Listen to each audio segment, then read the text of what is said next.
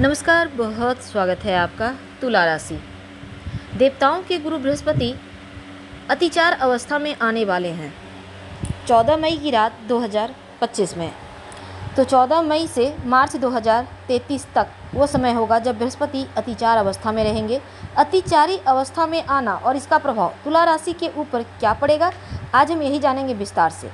लेकिन पहले हम ये समझते हैं कि अतिचार गति इसके पहले, इस कलयुग के पहले द्वापर युग में तब बना था जब महाभारत का युद्ध हो रहा था, तब भी बृहस्पति अतिचारी अवस्था में थे।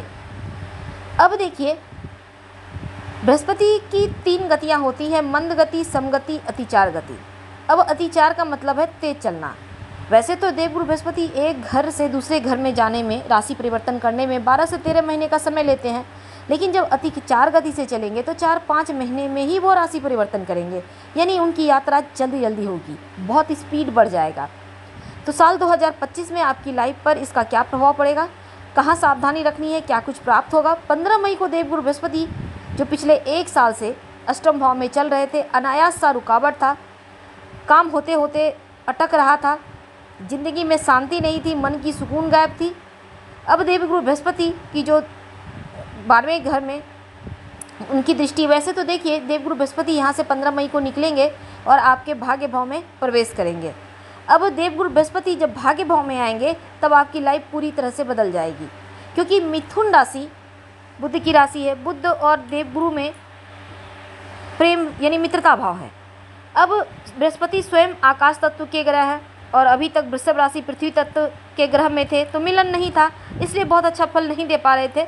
लेकिन तुला वालों, अब भाग्य भाव में देवगुरु बृहस्पति जब आएंगे तब आपकी लाइफ पूरी तरह से बदलेगी। कहाँ बदलेगी, देखिए 15 मई से लेकर 18 अक्टूबर 2025 तक का जो वक्त होगा, बृहस्पति आपके भाग्य भाव मिथुन राशि में रहेंगे।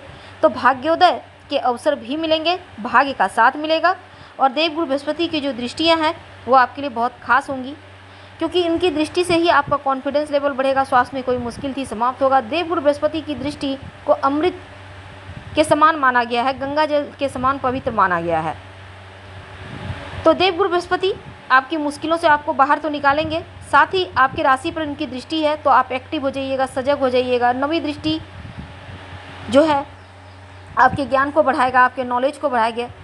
शेयर मार्केट से जुड़े हैं तो उसमें लाभ होगा। शिक्षा के मामलों में आपको सफलता मिलेगी। जो विद्यार्थी हैं, समय बहुत अच्छा है, वरदान से कम नहीं होगा।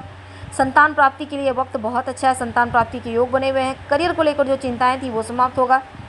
पंचम भाव, संतान भाव पर इनकी दृष्टि है, तो यहाँ पर टेंशन नहीं है, बच्चों का डेवलपमेंट भी होगा और आपकी मनोकामना इन 4-5 महीनों में ज़रूर पूरी होगी।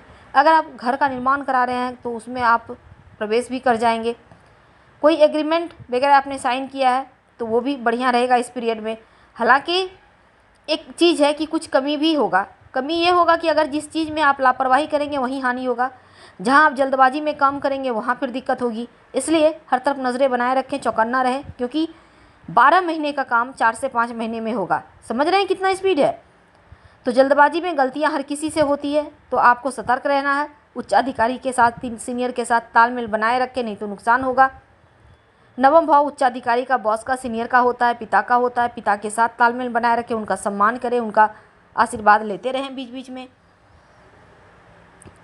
तो अब देखिए, जो भी त्रुटियां थी नवम भाव में शिक्षा या फिर नॉलेज को लेकर, वो समाप्त हो रही है और आपका ज्ञान बढ़ेगा। अब देखिए, देवगुरु बृहस्पति 18 अक्टूबर से 5 दिसंबर तक कर्क राशि में आएंगे, यानी आपके 10वें भाव में पहुंचेंगे। तो जब देवगुरु 10वें भाव में आएंगे तो इनकी स्थिति बहुत अच्छी हो जाएगी। चंद्रमा और गुरु मिलकर गजकेसरी योग भी बनाते हैं, तो मान सम्मान बढ़ेगा। गुरु को सौभाग्य का कारक माना गया है, तो ऐसे में अपने कार्य क्षमता को लेकर आपको सचेत रहना है।